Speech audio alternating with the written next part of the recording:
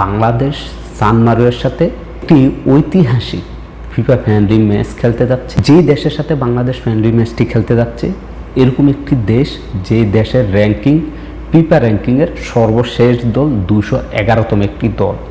আর এই দল তারা 223টি ম্যাচ খেলছে, যেখান থেকে মাত্র তারা 3টি ম্যাচ জয় পেয়েছে, 11 ম্যাচ ড্র করছে। এখন অনেকেই এই সংখ্যাটা দেখার পর অনেকে অনেক কিছু বলবেন, অনেকে ঠাট্টা করবেন, কিন্তু আপনাদেরকে বলে রাখি আপনাকে একটু নজর দেওয়া উচিত।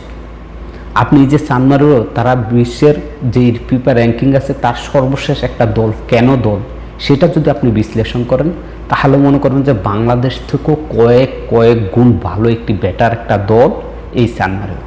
আরেকটি বিষয় আপনি লক্ষ্য করবেন, সান মারিও একটি ছোট্ট একটি দেশ, মাত্র 34,500 জনগণ বসবাস করে। এবং তার চাইতে বড় বিষয় হলো তাদের যে খেলোয়াড় তারা প্রপারলি কোনো খেলোয়াড় না, তারা কেউ সাইকেলের গ্যারেজ, কেউ হোটেলে কাজ, বিভিন্ন কাজে লিপ্ত আছে। যখনই তাদের ম্যাচ হয় তারা সবাই একত্রিত হয়ে এই ম্যাচগুলো খেলে। আপনি একটিবার চিন্তা করেন এরকম একটি টিমের সাথে বাংলাদেশ যে ম্যাচটি খেলবে, সান মারিওর মতো একটি দেশ কেন অত পিছিয়ে আছে?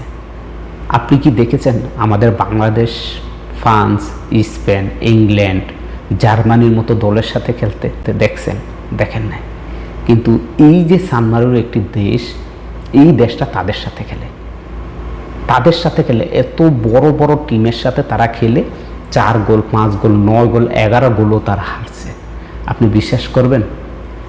এই যে বড় বড় টিমের সাথে তারা খেলে জয় নিতে পারে না, বারবার হেরে যায়, যার কারণে কিন্তু তারা পয়েন্ট টেবিলের নিচে। আপনি একটিবার চিন্তা করেন যদি এই সান মারিও দেশটি আমাদের সাউথ এশিয়ার মধ্যে হতো বা এশিয়ার মধ্যে হতো, সেক্ষেত্রে তারা যদি থাইল্যান্ড, মিয়ানমার, বাংলাদেশ, শ্রীলঙ্কা, পাকিস্তান, তারপর ভুটান, নেপালের সাথে খেলতো, তাহলে এশিয়ার সেরা একটা দল থাকতো এই সান মারিও।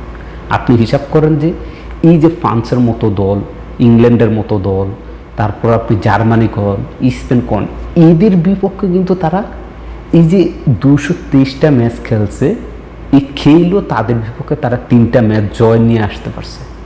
বাংলাদেশ আদৌ কি পারবে ইংল্যান্ডের মতো দলের সাথে একটা জয় ছিনিয়ে আনতে?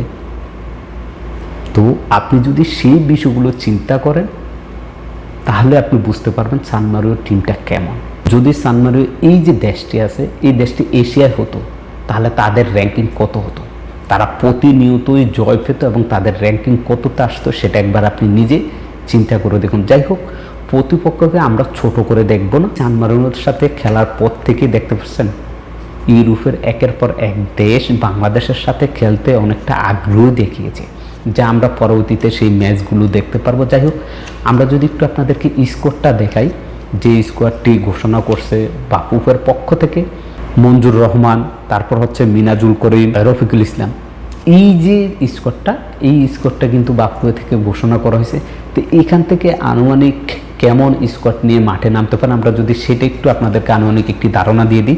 যেমন গোলকিপার হিসাবে মিতুল মারওয়া কিংবা আনিসুল হক জিকো, দুজনের একজন থাকবে, তারেক কাজী, তপু বর্মন এবং বিশ্বনাথ ঘোষ, জাহান আহমেদ, সাদউদ্দিন, রহমত মিয়া, জামাল ভুইয়া, হৃদয়, হামজা চৌধুরী, সমিত সোম, শেখ মোরসালিন, ফাহমিদুল ইসলাম, তারপর হচ্ছে মিরাজুল এবং হচ্ছে ফাহিম।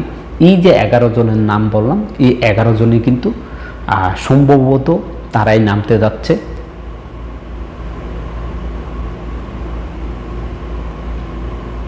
এই স্কোয়াডটি নামার সম্ভাবনা সবচাইতে বেশি। যাই হোক, দেখা যাক কি হয় পরবর্তীতে। এই স্কোয়াডটা নিয়ে নামার সম্ভাবনা সবচাইতে বেশি। খেলাধুলার সকল আপডেট পেতে চোখ রাখুন স্পেলে।